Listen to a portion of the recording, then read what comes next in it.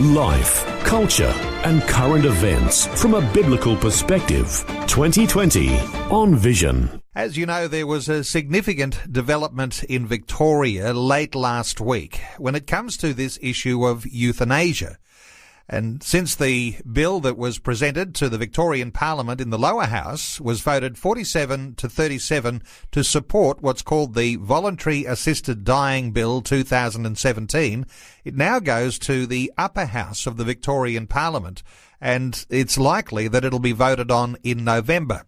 Bill Muhlenberg, of course, who has written extensively about euthanasia, joining us to talk about what's happening in this interim period between a lower house vote and what might be anticipated in the upper house. Bill Muhlenberg, welcome back to 2020. Great to be back. Bill, you've been writing about euthanasia, and there's been a number of efforts to get euthanasia bills crossed in various parliaments like South Australia and Tasmania of recent times.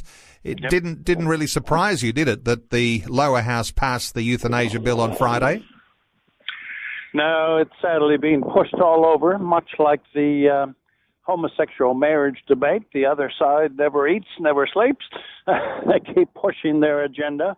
So, yeah, currently New South Wales is pushing it. WA is having an inquiry into it as we speak. And Victoria is now, well, another step further to legalizing this kill bill, which is a very scary bill indeed. And you were thinking that it was a bit of a soft time to put this sort of bill because with the people focused on the homosexual marriage plebiscite, it was though it was rushed through at a time when there was somewhat of distraction.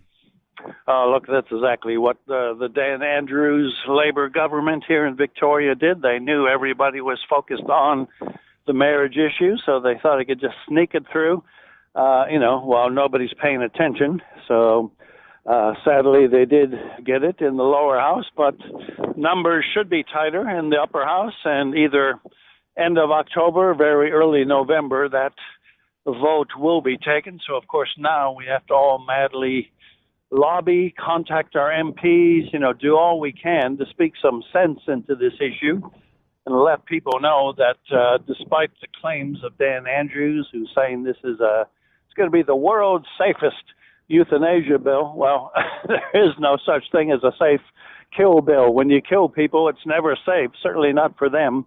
And we've seen already countries all over the world that have legalized euthanasia, and we know exactly what happens. The slippery slope is alive and well. All of the supposed safeguards never in fact happen. And everybody is, it becomes fair game for everybody, not just the elderly and the infirm, but, young people, teenagers. We're seeing everybody being put down. So this is dangerous stuff, and we certainly have a job on our hands to fight this like mad.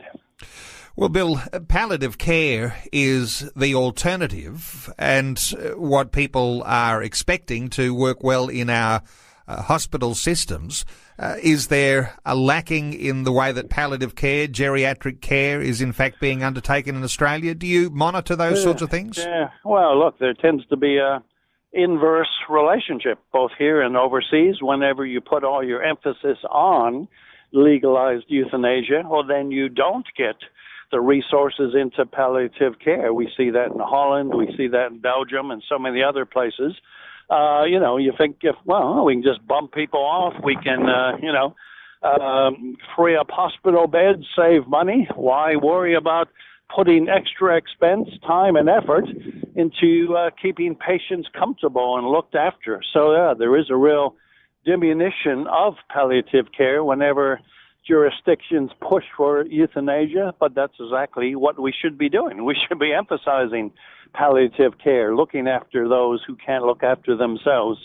It's always a funny kind of compassion when to deal with suffering, you kill the sufferer.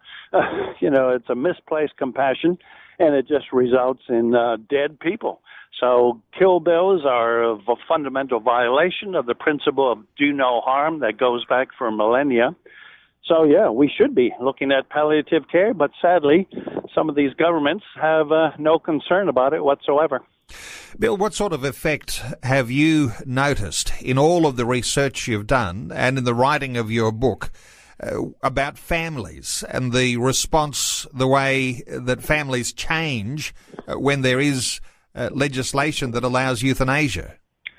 Well, look, we're all human beings. We're all fallen and frail human beings. So we see clearly from the overseas evidence that when legalized euthanasia comes in place, well, sadly, even family members can put pressure on loved ones to, kind of get out of the way to, whether there's a will waiting to be dealt with by remaining family members, whether, the common claim, I can't stand to see her suffering. Well, it's more a question of your own subjective experience than the person in question. So sadly, we see often where family members will actually work with doctors and others to effectively, more speedily bump off a family member. It's a very dangerous and subtle thing, and you'd think your family is the safest place to be in, but we have case after case, and I document many in my recent book on euthanasia, that, this can be a real danger indeed. So that's a good reason to say no. And Bill, when abortion became very popular, and we're talking some decades ago now, an industry began to develop, and there became those who were specialised in their abortionist skill. Is it likely that the sorts of things that we've seen with abortion and the creation of an abortion industry are likely to come to the idea of a euthanasia industry? Yeah, well, absolutely. We already see it. We see it where it's legalized. We see it even here in Australia where it's not yet legalized. We keep getting these kind of shocking headlines about doctors who are already bumping off patients, sometimes not even with their own permission. So like anything, you can get an industry that springs up. Sometimes you make money. Certainly you get that in the abortion industry, but for any number of reasons, there's people with vested interests in bringing some of these things about. So it's not all, peer motivation, benign, kindly people who are concerned about suffering. There's all kinds of ulterior motives. There's all sorts of agendas at play here. So again, when you're dealing with issues of life and death, you don't want to give people, whether doctors, nurses, or others, this power of life and death. That's just something we shouldn't be granting. We shouldn't be legalizing it, and we shouldn't be sending out the wrong message that goes with it. Bill, I note the AMA believes that doctors shouldn't be involved in interventions. They've been against euthanasia because if you change the philosophy under which doctors work of saving lives, then how can you trust your local doctor, I imagine? What are your thoughts on doctors? Well, absolutely. I mean, the whole idea is the relationship of trust that should be there between patient and doctor is utterly destroyed, right? You don't know if you're going to go in to get a cure or help or therapy, or if he might bump you off once you legalize euthanasia. So this really does become a scary proposition indeed. Doctors are meant to be helping people. Again, do no harm. That's the Hippocratic Oath. But when I lived in Holland already, the first country to legalize euthanasia, there were many cases of elderly people moving out of Holland. Why? Because they were afraid of being bumped off against their will. So they were fleeing to Belgium or Germany. Of course, now Belgium has legalized it as well. So people vote with their feet if they're afraid of what's happening. And in this case, where they can no longer trust their own doctor, who might be an angel of mercy or an angel of death, well, it changes the whole face of medicine, and it's a direction we don't want to go in. Well, Bill, we mentioned the voluntary assisted dying bill has passed through the lower house late last week. It's on its way to the upper house, likely to be voted in November. Any feelings or predictions about how things might go in Victoria in the upper house? Yeah, well, it will be, as mentioned, it should be a closer vote this time, with a lot of work, a lot of prayer, and it's got to be both. We still could win. We still could defeat it. I mean, we've had some interesting developments. First of all, the Victorian Labour Deputy Premier has opposed Dan Andrews on this. He's come out against it. He says we shouldn't go down the path of euthanasia.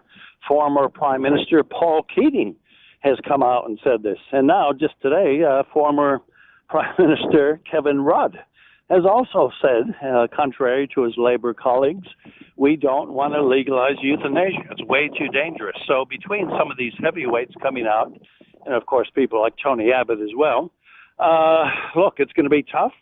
In Victoria, people need to be working like mad, contacting their MPs, praying like mad, and by God's grace, we hopefully can defeat it.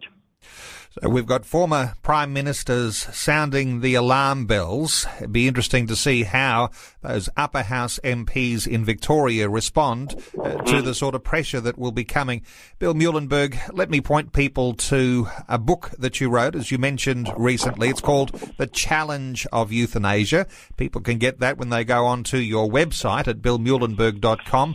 Simply Google Culture Watch as well. But Bill, thanks so much for an update today on this issue. Thanks for being with us on 2020. Always a pleasure. Before you go, thanks for listening. There's lots more great audio on demand, or you can listen to us live at visionradio.org.au. And remember, Vision is listener supported. Your donation, large or small, will help us continue connecting faith to life for hundreds of thousands of people across Australia and around the world. Learn more or donate today at visionradio.org.au.